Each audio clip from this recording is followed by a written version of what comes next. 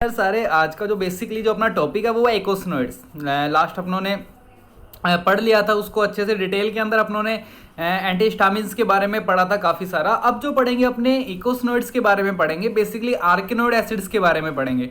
आर्किनोइड्स acid में भी अपने क्या चीज़ें देखेंगे, ध्यान से सुनना, कि जो साइक्लोऑक्सीजनेज एंजाइम्स होते हैं, देन उसके बाद LOX 5 LOX हो गए, ल्यूकोटेरिन्स हो गए। कौन सी ऐसी ड्रग्स है जो इन एंजाइम को इनहिबिट्स करती है, जो इन्फ्लामेशंस कम करवाती है, इन्फ्लामेशन कम करवाती है, जो मतलब जो एंजाइम्स जो पेन के लिए रिस्पॉन्सिबल है, जो पाथवे पेन के लिए रिस्पॉन्सिबल है, उस पाथवे को इनहिबिट करवाना। कई जो होते हैं वो डायरेक्ट ही एंजाइम को या हार्मोन को या केमिकल को इनहिबिट करवा देती है ड्रग्स। तो ये सारी बेसिकली अपने पढ़ेंगे। सबसे पहले मैं बेसिक इंट्रोडक्शन दे देता हूँ आपको इसके बारे में कि जो आर्किनोइड एसिड होता है ये दो पाथवे से काम करता है। अगर ये साइक्लोऑक्सीजनेज 1 और साइक्लोऑक्सीजनेज 2 इस पाथवे के थ्रू COX1 और COX2 बोलते हैं इसको, अगर यहां से ये इस पाथवे के थ्रू एक्ट कर रहा है, आर्किनोइड एसिड इस पाथवे के थ्रू, इस एंजाइम्स के थ्रू काम कर रहा है साइक्लोऑक्सीजनेज, तब अपने को जो फॉर्मेशन होता है वो किनका होता है, प्रोस्टाग्लैंडिन एंड थ्रोम्बैक्सोन A2। किसका फॉर्मेशन देखने को मिलता है, prostaglandin A2 and prostaglandin and thromboxane A2 का फॉर्मेशन देखने को मिलता है। वहीं अगर अपने 5 LOX की बात करें तो इस पाथवे से जो अपने को फॉर्मेशन देखने को मिलता है वो ल्यूकोटेरिन का देखने को मिलता है। ल्यूकोटेरिन का फॉर्मेशन देखने को मिलता है, ल्यूकोटेरिन C4 D4 इन सब का फॉर्मेशन देखने को मिलता है। सबसे पहले मैं आपको प्रोस्टाग्लैंडिन का काम बता देता हूँ। प्रोस्टाग्लैंडिन जो होता है वो पेन के लिए रिस्पॉन्सिबल होता है, इन्फ्लामेशन के लिए रिस्पॉन्सिबल होता है, पायरेक्सिया के लिए रिस्पॉन्सिबल होता है। इन्फ्लामेशन के अंदर भी मीडिएटर होता है प्रोस्टाग्लैंडिन, पेन के लिए भी रिस्पॉन्सिबल होता है प्रोस्टाग्लैंडिन, पायरेक्सिया के लिए भी होता है। वहीं अगर थ्रोम्बैक्सोन A2 की बात करूं तो ये प्लेटलेट एग्रीगेशन और वैसोकंस्ट्रिक्शन के लिए रिस्पॉन्सिबल होता है। क्या बोला मैंने, थ्रोम्बैक्सोन A2 की बात करूं तो ये प्लेटलेट एग्रीगेशन एंड वैसोकंस्ट्रिक्शन के लिए रिस्पॉन्सिबल होता है। वहीं अगर मैं ल्यूकोटेरिन की बात करूं, ल्यूकोटेरिन की मैंने बात करी तो ल्यूकोटेरिन जो होता है वो ब्रोंकोकंस्ट्रिक्शन के लिए रिस्पॉन्सिबल होता है। और बहुत इंपॉर्टेंट फैक्टर है यार ये ब्रोंकोकंस्ट्रिक्शन के लिए ल्यूकोटेरिन। अपने बहुत सारी नहीं, मतलब अपने इसके अंदर ड्रग्स की क्लास पढ़ेंगे जो ल्यूकोटेरिन को इनहिबिट करती है। मोंटेल्यूकास्ट, जेफिरल्यूकास्ट, ये जो ड्रग्स होती है डायरेक्ट ल्यूकोटेरिन को इनहिबिट करती है, ल्यूकोटेरिन का सिंथेसिस नहीं होने देती, दैट्स वाई ब्रोंकोकंस्ट्रिक्शन नहीं होता। काफ़ी कॉमन यूज ड्रग्स है अस्थमा के पेशेंट्स के लिए। अस्थमा के अंदर काफ़ी अच्छी ड्रग्स और बहुत फ्रीक्वेंट यूज में ली जाती है अस्थमा के अंदर। उसके बाद अपने डायरेक्ट बात करते हैं कौन कौन सी ऐसी ड्रग्स है, drugs acting on synthesis of eicosanoid. कौन कौन सी ऐसी ड्रग्स है जो एस्किनोइड के सिंथेसिस के ऊपर काम करती है, मतलब जब एस्किनोइड का सिंथेसिस हो रहा होता है उनके ऊपर एक्ट करती है। अपने एक्शन करवा के इनहिबिट करवा सकते हैं ना डायरेक्ट यार, इनहिबिट भी करवा सकते हैं, एनालॉग भी दे सकते हैं। अपने एनालॉग दे दें तो अपने आर्किनोइड एसिड एनालॉग दे दें। तो एनालॉग जो होते हैं वो आपको मैंने बताया था कि कॉम्पिटिटिव इनहिबिटर होते हैं। तो कॉम्पिटिटिव इनहिबिटर होते हैं, तो कॉम्पिटिटिव इनहिबिटर के अंदर बहुत सारे काम होते हैं जो कि अपनों ने बहुत डिटेल में पढ़ रखा है कॉम्पिटिटिव इनहिबिटर के बारे में भी जर्नल फार्माकोलॉजी के अंदर। तो यहाँ पे देखना 3 टाइप की क्लासेस बना रखी है मैंने। वन इज द NSAID बोलते हैं इसको, non steroidal anti inflammatory drugs. Then दूसरी जो क्लास है अपनी, इस क्लास का नाम दूसरी ड्रग है, इसका नाम जो है ये किसको इनहिबिट करती है, ये 5 LOX को इनहिबिट करती है, जिलूटोन। कौन सी ड्रग है, जिलूटोन। एंड जो तीसरी ल्यूकोटेरिन इनहिबिटर होती है जो कि मैं आपको बता रहा था अभी, मोंटेल्यूकास्ट एंड जेफिरल्यूकास्ट, ये ल्यूकोटेरिन इनहिबिटर होती है। कौन सी होती है, ल्यूकोटेरिन इनहिबिटर। सबसे पहले अपने NSAIDs की बात करते हैं। NSAIDs की बात करूं तो ये आर्किनोइड एसिड एनालॉग्स होते हैं, आर्किनोइड एसिड एनालॉग्स होते हैं। और इनकी खासियत क्या होती है कि ये कॉम्पिटिटिव इनहिबिटर होते हैं साइक्लोऑक्सीजनेज 1 एंड साइक्लोऑक्सीजनेज 2 के। ये कॉम्पिटिटिव इनहिबिटर होते हैं साइक्लोऑक्सीजनेज 1 एंड साइक्लोऑक्सीजनेज 2 के। अब कॉम्पिटिटिव इनहिबिटर जो होते हैं बेसिकली 2 टाइप्स के देखने को मिलते हैं। One is the reversible competitive inhibitor and second is the irreversible competitive inhibitor. तो जो रिवर्सिबल कॉम्पिटिटिव इनहिबिटर होते हैं, जितनी भी ड्रग्स पढ़ेंगे अपने NSAIDs, वो सारी की सारी ड्रग्स होती है वो सारी रिवर्सिबल कॉम्पिटिटिव इनहिबिटर्स होती है। क्या बोला मैंने, जितनी भी NSAIDs की क्लास बताऊंगा मैं आपको, आगे ड्रग्स बताऊंगा, these all drugs are type of reversible competitive inhibitor NSAIDs। सारी की सारी drug except one, and that drug is aspirin. Aspirin जो होती है वो इरिवर्सिबल नेचर की होती है, इरिवर्सिबल कॉम्पिटिटिव इनहिबिटर NSAIDs होती है। कौन सी, एस्प्रिन होती है। और उसके अलावा जितनी भी ड्रग्स पढ़ेंगे सारी रिवर्सिबल नेचर की होती है, क्योंकि अब कॉम्पिटिटिव इनहिबिटर है, आर्किनोइड एसिड एनालॉग है, तो जो रिवर्सिबल हो चाहे इरिवर्सिबल हो, बेसिकली मैं आपको काम बता देता हूं इनके कौन कौन से काम होते हैं। जो रिवर्सिबल और इरिवर्सिबल जो ड्रग्स होती है, बेसिकली दोनों, ये जो दोनों ड्रग्स है इनके काम तो सेम ही होंगे। एनाल्जेसिक्स का काम हो गया, एंटी इन्फ्लामेटरी का काम हो गया और एंटीपायरेटिक का काम हो गया, क्योंकि 3 फंक्शन थे उसके, तीनों को इनिबिट करा दिया। कॉम्पिटिटिव इनिबिशन के कारण ये वाले काम देखने को मिलेंगे। वहीं अगर मैं सिर्फ इरिवर्सिबल की बात करूं, ओनली एस्प्रिन की बात करूं, तो इसके अंदर अपने को जो एडिशनल फीचर्स देखने को मिलते हैं, नो डाउट ये फीचर्स तो होते ही होते हैं, चाहे रिलेटिव की बात करेंगे, चाहे कम हो चाहे ज़्यादा हो, ये फीचर्स तो होते ही होते हैं। बट जो एक्स्ट्रा फीचर्स मिलते हैं अपने को ड्यू टू इरिवर्सिबल नेचर, वो एक्स्ट्रा फीचर्स कौन से होते हैं? एक तो प्लेटलेट्स के एग्रीगेशन को इनिबिट करती है एस्प्रिन।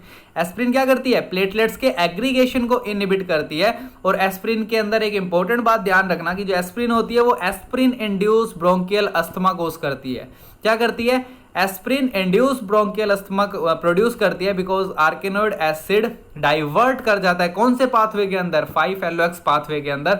और जब ये वहां डाइवर्ट कर जाता है तो ल्यूकोटेरिन को स्टिमुलेट करवा देता है, जिसके कारण अपने को ब्रोंकियो कॉन्स्ट्रिक्शन देखने को मिलता है। That's why aspirin induce broncho constriction किसकी वजह से देखने को मिलता है? एस्प्रिन की वजह से। तो ये एक इंपॉर्टेंट पॉइंट है जो याद रखना, बहुत बार क्वेश्चन पूछा गया है कि एस्प्रिन इंड्यूस ब्रोंको कॉन्स्ट्रिक्शन क्यों देखने को मिलता है? Because of irreversible nature of aspirin and दूसरा डाइवर्टेड पाथ ऑफ आर्केनोइड एसिड टू 5-LOX पाथवे। उसके बाद अपने फर्स्ट क्लास की बात करते हैं प्रोस्टाग्लैंडिन एनालॉग्स की। प्रोस्टाग्लैंडिन एनालॉग्स की बात करें तो प्रोस्टाग्लैंडिन एनालॉग्स के अंदर सबसे पहले जो अपने देखते हैं वो देखते हैं PGE1, प्रोस्टाग्लैंडिन एनालॉग E1। इसके अंदर दो ड्रग्स पढ़ते हैं अपने, एक तो मिफिप्रिस्टोल पढ़ते हैं और एक एल्प्रोस्टोडाइल पढ़ते हैं। 2 टाइप की ड्रग्स बताई मैंने, एक तो मीजोप्रोस्टोल और दूसरा एल्प्रोस्टाडिल। तो ये 2 टाइप की ड्रग्स है। दोनों की दोनों ड्रग्स जो होती है किसके अंदर काम में ली जाती है? दोनों की दोनों ड्रग्स जो होती है पेटेंसी मेंटेन करके रखती है डक्टस आर्टरियोसस की। डक्टस आर्टरियोसस के अंदर पेटेंसी मेंटेन करके रखती है। बट अगर मैं मिफोप्रिस्टोल की बात करूं, सिर्फ मीजोप्रोस्टोल की बात करूं सिर्फ, तो ये कहां पे यूज होती है? अबॉर्शन के अंदर यूज होती है, नो डाउट होती है। पोस्टपार्टम हेमरेज में, गैस्ट्रिक अल्सर के अंदर यूज में लेते हैं अपने मीजोप्रोस्टोल को। वहीं अगर मैं एल्प्रोस्टोडाइल की बात करूं तो वैसोडाइलेशंस के अंदर काम में ली जाती है। नो डाउट प्रोस्टाग्लैंडिन जो होते हैं वैसोकॉन्स्ट्रिक्शंस करवाते हैं सारे के सारे। और अगर प्रोस्टाग्लैंडिन वैसोकॉन्स्ट्रिक्शन ही वैसोडाइलेशन कोज करवाते हैं, ब्रोंको कॉन्स्ट्रिक्शन करवाते हैं। प्रोस्टाग्लैंडिन जो होते हैं वैसोडाइलेशन कोज करवाते हैं, दैट्स वाई प्रोस्टाग्लैंडिन एनालॉग्स है तो ये क्या करवाएंगे? वैसोडाइलेशन कोज करवाते हैं। दूसरा अबॉर्शन के अंदर, पोस्टपार्टम हेमरेज के अंदर, गैस्ट्रिक अल्सर के अंदर नो डाउट काम आते ही आते हैं। गैस्ट्रिक अल्सर में काफ़ी ज़्यादा काम आती है ये ड्रग्स मीजोप्रोस्टोल। उसके बाद अपने नेक्स्ट स्लाइड के अंदर कंटिन्यू करते हैं। उसके बाद प्रोस्टाग्लैंडिन E1 की बात कर चुके हैं, प्रोस्टाग्लैंडिन E2 की बात करते हैं। प्रोस्टाग्लैंडिन E2 जो होती है उसका जो ड्रग आती है वो आती है डाइनोप्रोस्ट। डाइनोप्रोस्टोन आती है। डाइनोप्रोस्टोन जो होती है वो सर्वाइकल राइपनिंग के काम में आती है। ऑब्स्टेट्रिक्स में आप बहुत डिटेल में पढ़ोगे। सर्वाइकल राइपनिंग के अंदर अपने ऑइंटमेंट के फॉर्म के अंदर, ट्यूब के फॉर्म में, रिपोजिटरीज की फॉर्म के अंदर, वेजाइना में इंट्रोड्यूस करते हैं इसको, डाइनोप्रोस्टोन को सर्वाइकल राइपनिंग के लिए। देन पोस्टपार्टम हेमरेज में, अबॉर्शन के अंदर काम में आती है डाइनोप्रोस्टोन। काफ़ी इंपॉर्टेंट ड्रग है, बहुत बार नाम आएगा जब आप लेबर पढ़ोगे। पूरी की पूरी लेबर के मैकेनिज्म में ड्रग का बहुत इंपॉर्टेंट रोल है, नो डाउट बहुत सारी जगह ऑब्स्ट्रेक्टिक्स के अंदर। देन अपने PGI2 की बात करते हैं। PGI2 की बात करूं तो प्रोस्टासाइक्लिन बोलते हैं इसको। एंड प्रोस्टासाइक्लिन की बात करें तो प्रोस्टासाइक्लिन की 3 जो ड्रग्स होती है अलग अलग टाइप की, उसकी बात कर लेते हैं। प्रोस्टासाइक्लिन के अंदर इपोप्रोस्टिनोल, दूसरी जो है इलोप्रोस्ट, देन बेराप्रोस्ट, देन ट्राइप्रोस्टिनिल एंड लास्ट है सेलेक्सीपैक। तो ये 5 टाइप की ड्रग्स है अलग अलग। PGI2 टाइप की है, इसके अलग अलग काम है अपने अपने। सबसे पहले अपने एपोप्रोस्टिनोल की बात कर ले तो साइड इफेक्ट जो देखने को मिलता है कफ देखने को मिलता है एपोप्रोस्टिनोल के अंदर। दूसरी अपने अगर आइलोप्रोस्ट की बात करें तो इनहेलेशन रूट से दी जाती है। बैरोप्रोस्ट की बात करें तो ओरल रूट से दी जाती है। कुछ स्पेशल पॉइंट है जो मैं आपको बता रहा हूँ। देन ट्रीप्रोस्टिनिल की बात करें तो इनहेलेशन रूट से दी जाती है। इनहेलेशन रूट से देते हैं तो साइड इफेक्ट कफ देखने को मिलता है। देन ओरल रूट से भी दे सकते हैं, कंटिन्यूस IV इन्फ्यूजन भी दे सकते हैं। वहीं अगर सेलेक्सीपैक की बात करी जाए तो ये PGI2 रिसेप्टर एगोनिस्ट होता है। PGI2 रिसेप्टर एगोनिस्ट होता है। और इन सारी ड्रग्स का मेजर इंपॉर्टेंट जो यूज देखने को मिलता है पल्मोनरी हाइपरटेंशन के अंदर देखने को मिलता है। पल्मोनरी हाइपरटेंशन के अंदर देखने को मिलता है because of vasodilation. Side effect की बात करें तो साइड इफेक्ट के अंदर कौन कौन से साइड इफेक्ट आ जाएंगे? मेजर साइड इफेक्ट जो देखने को मिलते हैं इन ड्रग्स के, हेडेक, डिजीनेस, जॉ के अंदर पेन देखने को मिलता है, और हाइपोटेंशन, फ्लशिंग, ये सारे के सारे साइड इफेक्ट है, कॉमन साइड इफेक्ट है, सब आपको पता है। फोर्थ बात करते हैं फोर्थ टाइप की, PGF2 अल्फा। PGF2 अल्फा की बात की जाए तो PGF2 अल्फा के 3 टाइप होते हैं। एक तो कार्बोप्रोस्ट, दूसरा लिटानोप्रोस्ट, और लिटानोप्रोस्ट के बाद ब्रीमेटोप्रोस्ट। तीन टाइप्स की ड्रग है, पीजी, F2 अल्फा, कार्बोप्रोस्ट, लिटानोप्रोस्ट एंड ब्रिमेटोप्रोस्ट। सबसे इंपॉर्टेंट जो ड्रग है कार्बोप्रोस्ट की बात कर लेते हैं। कार्बोप्रोस्ट जो होती है पोस्टपार्टम हेमरेज एंड अबॉर्शन के अंदर काम में आती है। ऑब्स्टेट्रिक्स में आप बहुत बार इसका नाम भी सुनोगे। डाइनोप्रोस्ट के अलावा कार्बोप्रोस्ट का नाम भी आप बहुत जगह पढ़ोगे। दूसरा उसके अलावा अगर लेटानोप्रोस्ट और ब्रिमेटोप्रोस्ट की बात करूं तो ओपन एंगल ग्लूकोमा में काम में आती है और नॉर्मल टेंशन ग्लूकोमा के अंदर भी काम में आती है। ग्लूकोमा के अंदर ड्रग्स काम में आती है और नो डाउट एंटी ग्लूकोमा जब पढ़ी थी अपनों ने लास्ट लेसन्स के अंदर, देखना प्रीवियस वीडियोस में, और एंटी ग्लूकोमा ड्रग के अंदर भी अपनों ने ड्रग्स पढ़ चुके हैं एक बार। नो डाउट नाम तो इनका बता चुका हूँ मैं आपको यहाँ पे, आपको मैंने क्लास बता दी कौन सी क्लास है, और नो डाउट इनको दोबारा भी पढ़ेंगे बाद में जब प्रोस्टाग्लैंडिन्स को डिटेल में पढ़ेंगे। अब बात करते हैं नॉन सेलेक्टिव एनएसएआईडीज की। नॉन सेलेक्टिव एनएसएआईडीज की बात करें तो नॉन सेलेक्टिव एनएसएआईडीज के अंदर सबसे पहली ड्रग जो होती है, सबसे इंपॉर्टेंट, जो कि हर घर में मिलती है आपको, नो डाउट। अगर वो कहते हैं ना कि इंसान नहीं मिलेगा पर हर घर में पैरासीटामोल जरूर मिलेगी आपको, तो वही सेम रीजन है यहाँ पे। एसिटोमिनाफेन पैरासीटामोल को बोलते हैं अपने, एसिटोमिनाफेन। तो ये नॉन सेलेक्टिव एनएसएआईडी होती है। नॉन सेलेक्टिव एनएसएआईडी ये जो होती है ये दोनों की दोनों को ब्लॉक करती है, cyclooxygenase 1 and cyclooxygenase 2। Important point है।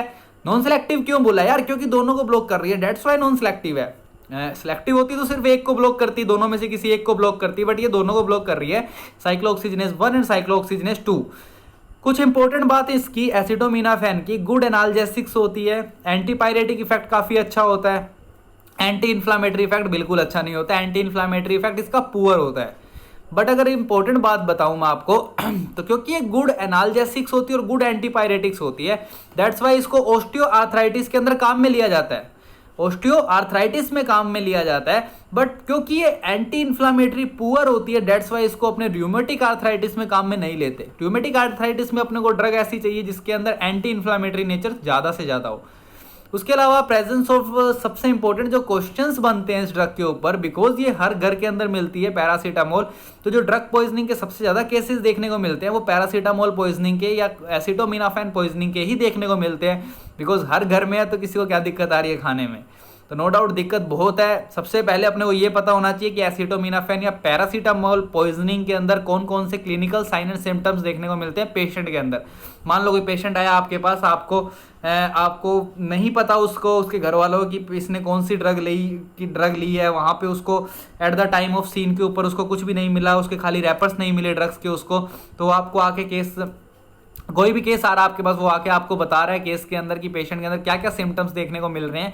तो क्लिनिकल सिम्टम्स है उस टाइम के ऊपर जो आप ऑब्जर्व करोगे वो कौन कौन से सिम्टम्स होते हैं कि पेशेंट सबसे पहले हाइपोग्लाइसेमिक कोमा के अंदर होता है, रीनल ट्यूबुलर नेक्रोसिस देखने को मिलता है पेशेंट के अंदर। सबसे इंपॉर्टेंट फीचर जिसके ऊपर सबसे ज्यादा क्वेश्चंस पूछे जाते हैं एम्स जिपमर के अंदर, हिपैटोटॉक्सिसिटी।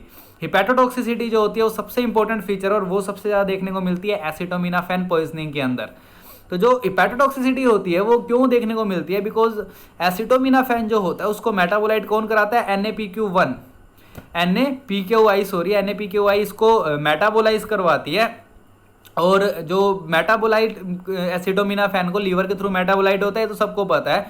तो अब होता क्या है कि जो ये NAPQI जो होता है ये क्या करवाता है, ये ग्लूटाथायोन का टाइप है और फ्री रेडिकल को स्क्वेंजर करवाता है, फ्री रेडिकल्स को स्केवेंजर करवाता है, फ्री रेडिकल्स को मतलब किल करता है। सिंपल सी बात बताऊं मैं आपको, बट इन केस अगर ये जो होते हैं ये NAPQI जो होते हैं पॉइजनिंग के केस के अंदर ये खत्म हो जाते हैं, डेथ मतलब ये बिल्कुल डिस्ट्रॉय हो जाते हैं लीवर के इस केस के अंदर। दैट्स वाई फ्री रेडिकल्स बढ़ जाते हैं। फ्री रेडिकल्स की अमाउंट जैसे ही बढ़ती है जिसके कारण अपने को क्या देखने को मिलता है?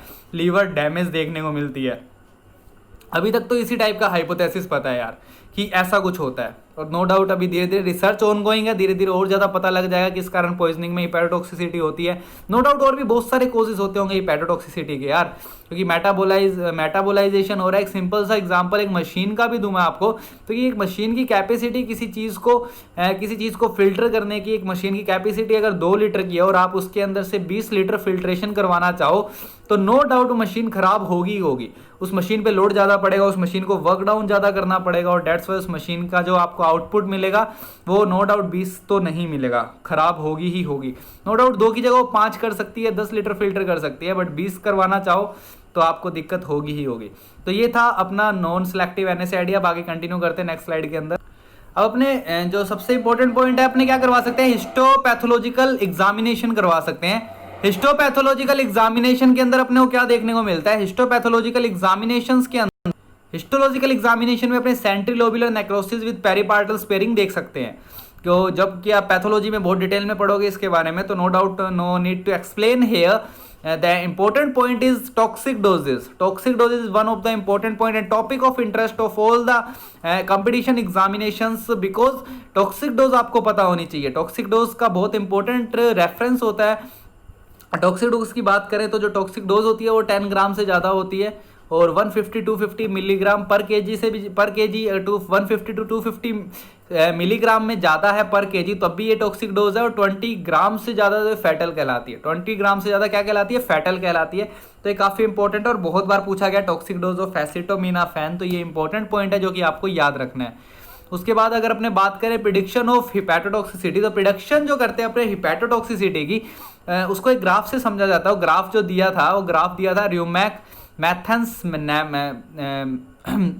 नोमोग्राम जो दिया था। ये जो ग्राफ है ये प्रेडिक्शन ऑफ हिपैटोटॉक्सिसिटी के बहुत ज़्यादा काम में आता है। ये मैं आपको समझाता हूँ। इस ग्राफ में बेसिकली है क्या, ग्राफ को ध्यान से देखना। ग्राफ के अंदर दो कर्व प्लॉट किए, one is the plasma concentration और second time curve. X axis और वाई एक्सिस, दो एक्सिस है। एक एक्सिस पे प्लाज्मा कंसंट्रेशन है, सेकंड एक्सिस पे टाइम है।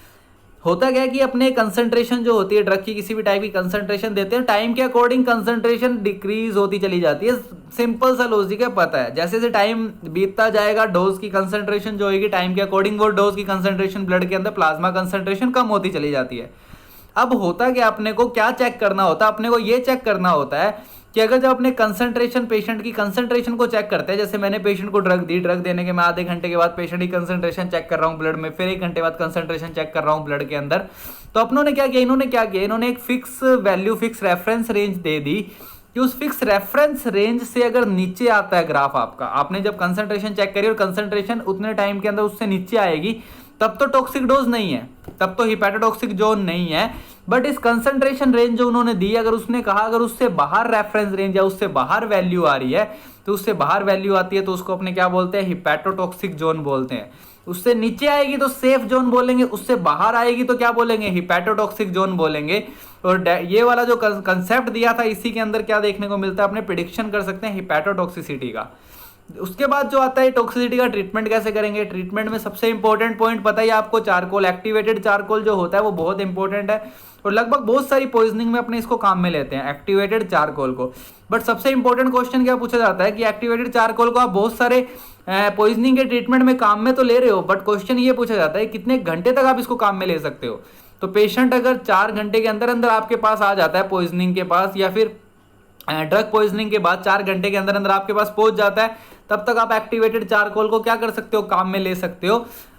और उसके बाद अपने एक्टिवेटेड चारकोल को काम में नहीं लेते, बिकॉज एक्टिवेटेड चारकोल सिर्फ कहां तक एब्जॉर्व करेगा, वो सिर्फ जब तक सिस्टम में जीआई ट्रैक के अंदर प्रेजेंट है तब तक एब्जॉर्प्शन कर सकता है वो। बट उसके बाद जब सिस्टम सर्कुलेशन के अंदर चला गया वो, तो सर्कुलेशन में जाने के बाद चारकोल का कोई काम नहीं रहता, चारकोल कहीं से कहीं तक काम में नहीं आता। तो 4 घंटे के अंदर अंदर पेशेंट आपके पास आना चाहिए, तब आप चारकोल दे सकते हो। उसके अलावा इंपॉर्टेंट पॉइंट, गैस्ट्रिक लवाज नहीं करते अपने एसिटामिनोफेन पॉइजनिंग के अंदर, गैस्ट्रिक लवाज नहीं किया जाता है। एक इंपॉर्टेंट क्वेश्चन है जो कि आपको याद रखना है। उसके अलावा अपने एंटीडोट की बात करते हैं, तो एंटीडोट जो होता है एसिटामिनोफेन के लिए एन एसिटाइल सिस्टीन, बहुत बार पूछा गया है, शायद मुझे भी याद नहीं कितनी बार क्वेश्चन आए हुए हैं। एसिटामिनोफेन पैरासीटामोल पॉइजनिंग का एंटीडोट जो होता है एन एसिटाइल सिस्टीन होता है, ड्रग ऑफ चॉइस। ये क्या करता है, ये ब्लॉक करवा देता है NAPGI को, NAPGI को ब्लॉक करवा देता है। और ये NAPGI को जैसे ही ये ब्लॉक करवाता ही अपने को क्या देखने को मिलता है, ग्लूटाथायोन जो होते हैं वो रिप्लेनिश हो जाते हैं। और ग्लूटाथायोन जब रिप्लेनिश हो जाते हैं तो किसी भी टाइप का अपने को क्या नहीं देखने को मिलता, कोई भी रिस्पॉन्स नहीं देखने को मिलता, और किसी भी टाइप का रिस्पॉन्स नहीं देखने को मिलता। डेट्स वाई अपने को एक इंपॉर्टेंट कंसेप्ट, इंपॉर्टेंट पॉइंट देखने को मिलता है लीवर फेलियर वाला, fulfilment liver failure most common cause होता है। इमरजेंसी लीवर ट्रांसप्लांट के ट्रीटमेंट में भी काम में ली जाती है N acetyl cysteine. Emergency liver transplantation के केस के अंदर भी क्या काम में ली जाती है, एन एसिटाइल सिस्टीन को काम में लिया जाता है। उसके अलावा आप अपने जो बात करेंगे नेक्स्ट ड्रग की, जो कि है एस्प्रिन, जो कि काफी इंपॉर्टेंट ड्रग है और बहुत ज्यादा काम में ली जाती है। एस्प्रिन भी फ्रीक्वेंटली काम में ली जाती है। तो एस्प्रिन जो होता है उसका यूज की बात करें तो यूज अपनों ने 2 बेसिस पे डिवाइड किए, एक तो कम डोज और एक ज्यादा डोज। कम डोज की बात करूं, लो डोज की बात करूं, तो लो डोज के ऊपर जो इफेक्ट शो करती है एस्प्रिन, वो कौन सा करती है, एंटी एग्रीगेंट।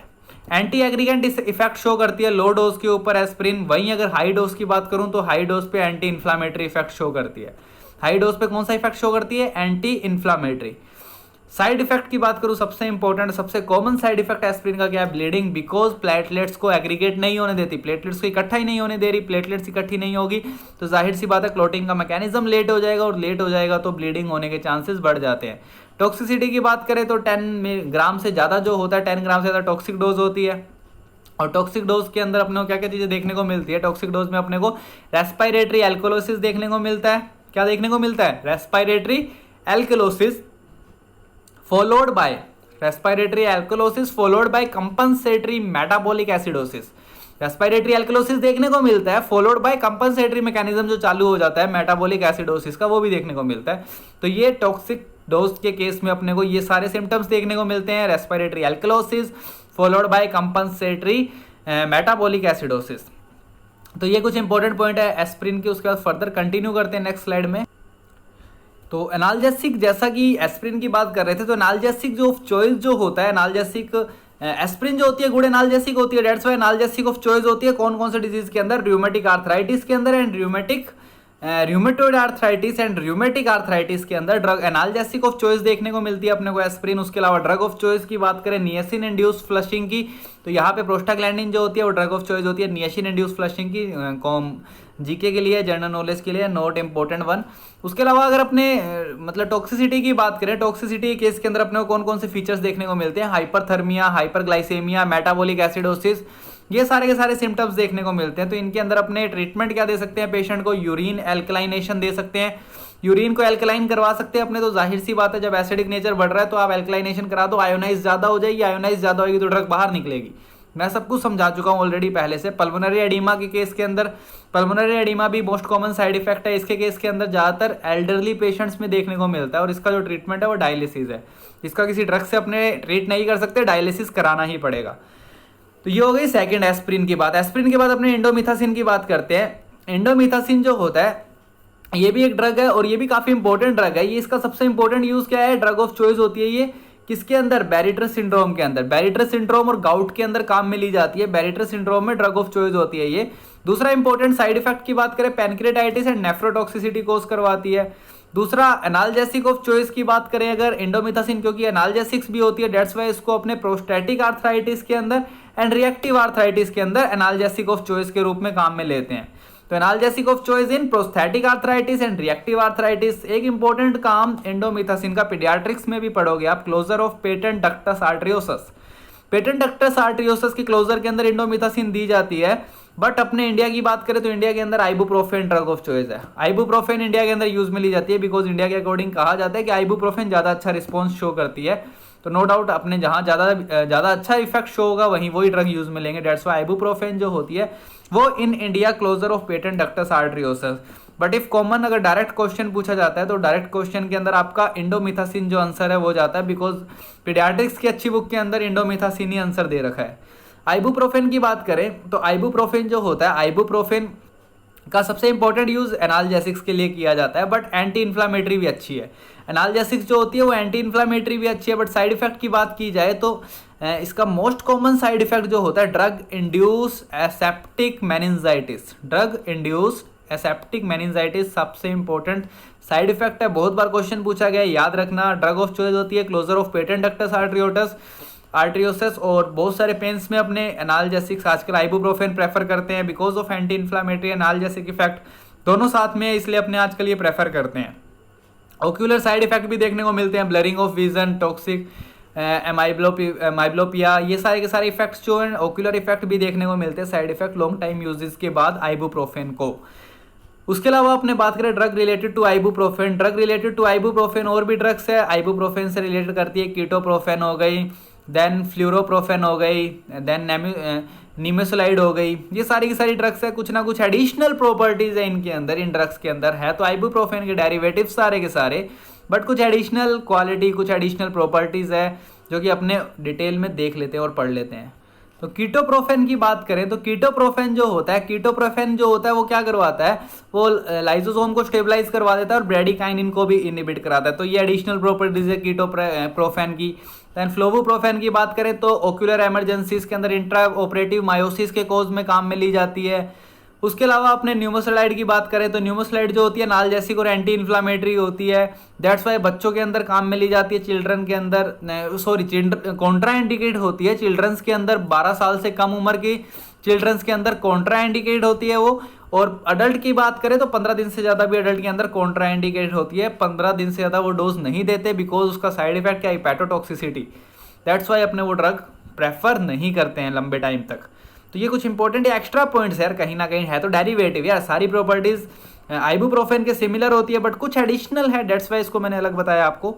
देन अपने अलग और दूसरी क्लास की बात कर लेते हैं, उसके बाद अपने बात करते हैं पायरोक्सिकैम की बात करते हैं। पायरोक्सिकैम की बात करें तो एंटेरोहिपैटिक सर्कुलेशन शो करती है, एंटेरोहिपैटिक सर्कुलेशन शो करेगी तो नो डाउट जैसा कि जर्नल फार्माकोलॉजी में पढ़ा था, जो भी ड्रग एंटेरोहिपैटिक सर्कुलेशन शो करेगी वो जो ड्रग्स होती है वो क्या करती है, अपना एक्शन बढ़ा देती है, लॉन्गेस्ट एक्टिंग हो जाती है, ज़्यादा लंबी देर तक काम करती है। तो लॉन्गेस्ट एक्टिंग एनएसएआईडी की बात करेंगे तो क्या किसका नाम आएगा, प्रोक्सिकैम का। और सबसे इंपॉर्टेंट बात, एक्शन तो सबसे लॉन्ग है बट अगर ऑनसेट ऑफ एक्शन की बात करें तो सबसे कम है, slow onset of action but longest acting drug. और ट्रीटमेंट, क्रोनिक पेन के ट्रीटमेंट के अंदर अपने पेरोक्सिकैम को काम में ले सकते हैं। दूसरा अगली इंपॉर्टेंट ड्रग है कीटोरिलैक। तो कीटोरोलैक जो होती है ये पोटेंट एनाल्जेसिक्स है, as good as opioids. Opioids जितनी कामयाब है, जितनी ओपोइड्स काम करती है उतनी कोटोरिलैक काम करती है। पोस्ट ऑपरेटिव एनाल्जेसिक्स की तरह अपने यूज में ले सकते हैं इसको, टॉपिकल यूज में भी ले सकते हैं अपने इसको, ओक्यूलर इन्फ्लामेटरी डिसऑर्डर के अंदर, इट्रोसाइक्लाइटिस के अंदर भी काम में ले सकते हैं अपने इसको। तो काफ़ी अच्छी एनाल्जेसिक है, मतलब इन सीवियर स्टोन के पेशेंट्स हो गए, स्टोन का ऑपरेशन हो गया, रीनल स्टोन का ऑपरेशन हो गया, इन सारे केसेस के अंदर जब पेशेंट को पोस्ट ऑपरेटिव पेन बहुत ज़्यादा होता है उस केस में अपने ओपोइड्स ना देके पेशेंट को कीटोरिलैक दे सकते हैं, बिकॉज अच्छी ड्रग्स है, कीटोरिलैक देना भी आसान है, ओपोइड्स के साइड इफेक्ट्स आपको पता है। नेक्स्ट फर्दर कंटिन्यू करते हैं नेक्स्ट स्लाइड के, बट कुछ इंपॉर्टेंट पॉइंट बताता हूँ कीटोरिलैक के। नेफ्रोटॉक्सिक होती है ड्रग, बहुत ज़्यादा नेफ्रोटॉक्सिक होती है, दैट्स वाई पाइपलरी नेक्रोसिस कोज करवाती है, रीनल पाइपलरी नेक्रोसिस कोज कराती है, कार्डियोटॉक्सिक भी होती है except low dose aspirin, cardiotoxic except low dose aspirin. Hypersensitivity की बात करें तो हाइपर सेंसिटिविटी के अंदर अपने को क्या देखने को मिलता है, यूट्रिकैरिया, रैशेस देखने को मिलते हैं। Decrease the effect of diuretics का इफेक्ट भी कम कर देती है, डायूरेटिक्स का इफेक्ट कम कर देती है बिकॉज एफरेंट आर्ट्रियोल का डायलेशन जो होता है उसको इनहिबिट करवा देती है। एंटी हाइपरटेंशन इफेक्ट शो करती है, इनहिबिट प्रोस्टाग्लैंडिन को इनहिबिट करवा देती है जिसके कारण वैसोडाइलेशन देखने को मिलता है। और not effective in neuropathic pain, जितनी भी यार मैं सब सिंपल सी बात बताऊँ, एनएसएआईडीज जो होती है न्यूरोपैथिक पेन में काम में नहीं आती है, न्यूरोपैथिक पेन में आपको दूसरी ड्रग्स काम में लेनी पड़ेगी। जो एनएसएआईडीज होती है वो न्यूरोपैथिक पेन में जल्दी से काम में नहीं ली जाती है, न्यूरोपैथिक, क्योंकि उनका जो बेनिफिट्स है वो नहीं देखने को मिलता है न्यूरोपैथिक पेन के अंदर। तो ये था नॉन सेलेक्टिव साइक्लोऑक्सीजनेस की बात। अब अपने सेलेक्टिव साइक्लोऑक्सीजनेस इनहिबिटर की बात कर लेते हैं। सेलेक्टिव साइक्लोऑक्सीजनेस इनहिबिटर होता है वो क्या करता है, साइक्लोऑक्सीजनेस सेकंड को ज्यादा इनहिबिट करता है एज कंपैरिजन टू 1। तो साइक्लोऑक्सीजनेस सेकंड को ज्यादा इनहिबिट करता है, तो अपने को ये ड्रग साइक्लोऑक्सीजनेस साइंटिस्ट जो बना रहे थे वो सोच रहे थे साइक्लोऑक्सीजनेस 1 को इनहिबिट ना कराएं, सिर्फ साइक्लोऑक्सीजनेस सेकंड को इनहिबिट करवा दे। तो क्या जो साइक्लोऑक्सीजनेस 1 को इनहिबिट कराने के कारण जो थोड़ी बहुत प्रॉब्लम आती है गैस्ट्रिक अल्सर वगैरह की, उसके अंदर अपने को ज़्यादा दिक्कतें ना आनी पड़े, सिर्फ साइक्लोऑक्सीजनेस सेकंड को इनहिबिट करवाएं। जब अपने को सिर्फ ल्यूकोट्रीन को इनहिबिट करवाने की जरूरत है तो अपने उसको करवाएं, जब अपने को सिर्फ साइक्लोऑक्सीजनेस सेकंड को करवाने की जरूरत है तो उसको करवाएं। तो सिलेक्टिविटी की ओर ध्यान दिया साइंटिस्ट ने, बट ज़्यादा कामयाब अभी तक नहीं हो पाए, बट रिसर्च चल रही है, मे भी हो जाए। तो इसके अंदर जो ड्रग्स बनाई गई, जो इन्वेंशन हुआ ड्रग्स का, उसके मैं नाम बताता हूँ आपको, नाम याद रखना थोड़ा। सेलेकोजिब, देन दूसरी जो पहली ड्रग है सेलेकोजिब, दूसरी ड्रग है देन वो है ल्यूमिराकोजिब, देन इटोरिकोजिब, देन फोर्थ ड्रग है वेल्डेकोजिब एंड फिफ्थ ड्रग है वो है फेरकोजिब। तो ये सारी की सारी ड्रग्स है जिसके अंदर जो सिलेक्टिव होती है साइक्लोऑक्सीजनेस सेकंड के लिए। सारी की सारी ड्रग किसके लिए सिलेक्टिव है, साइक्लोऑक्सीजनेस सेकंड के लिए। कुछ ज़्यादा सिलेक्टिव है, कुछ कम सिलेक्टिव है। सबसे लीस्ट सिलेक्टिव ये वाली है। उसके बाद मोस्ट सेलेक्टिव साइक्लोऑक्सीजनेस और लॉन्गेस्ट एक्टिंग है वो कौन कौन सी है, ल्यूमिराकोजिब एंड इटोरिकोजिब। ये दोनों की दोनों ड्रग है, लॉन्गेस्ट मोस्ट सेलेक्टिव है और लॉन्गेस्ट एक्टिंग है। देन शॉर्टेस्ट एक्टिंग की बात करें तो शॉर्टेस्ट एक्टिंग कौन सी है, वैलेडेकोजिब। देन उसके बाद अपने फेरेकोजिब की बात करें तो वाटर सोल्यूबल होती है, पोस्ट ऑपरेटिव पेन के अंदर काम में आती है। बट इनमें से इन 3 ड्रग्स के नाम मैंने यहाँ पे लिखे हुए हैं। ये 3 ड्रग्स जो होती है, जिसके अंदर सबसे पहली कौन सी है, रेफेकोजिब एंड वेल्डेकोजिब जो ड्रग्स होती है, इससे रिस्क ऑफ एमआई का केसेस बहुत ज़्यादा है। ये क्या करती है, इसके साइड इफेक्ट है कि ये मायोकार्डियल इंफ्रैक्शन के रिस्क बहुत ज़्यादा बढ़ा देती है। डेट्स वाई ड्रग बैन हो चुकी है दोनों की दोनों। एंड अपने ल्यूमिरोकोजिब की बात करें तो ल्यूमिरोकोजिब जो होता है ये बहुत ज़्यादा हिपैटोटॉक्सिक होती है। दैट्स वाई इसको भी क्या कर दिया गया, बैन कर दिया गया है। क्योंकि यार ये जो ड्रग थी ल्यूमिरोकोजिब, ये किससे बनाई गई थी, ये डाइक्लोफिनेक से बनाई गई थी। किससे बनाई गई थी, डाइक्लोफिनेक से बनाई गई थी। एंड डाइक्लोफिनेक की एक बात बताऊं आपको, तो डाइक्लोफिनेक ड्रग जो होती है, डाइक्लोफिनेक भी सबसे ज्यादा सिलेक्टिव होती है, सबसे ज्यादा सिलेक्टिव होती है साइक्लोऑक्सीजनेस सेकंड के लिए। नो डाउट साइक्लोऑक्सीजनेस 1 के लिए भी होती है, बट साइक्लोऑक्सीजनेस सेकंड के लिए ज्यादा सिलेक्टिविटी शो करती है। दैट्स वाई कोशिश की गई इसी ड्रग से बनाने की, बट ज़्यादा प्रॉफिट नहीं हुआ। हिपैटोटॉक्सिसिटी बहुत ज़्यादा देखने को मिली। डेट्स वाई ड्रग्स क्या कर दी गई है, बैन कर दी गई है।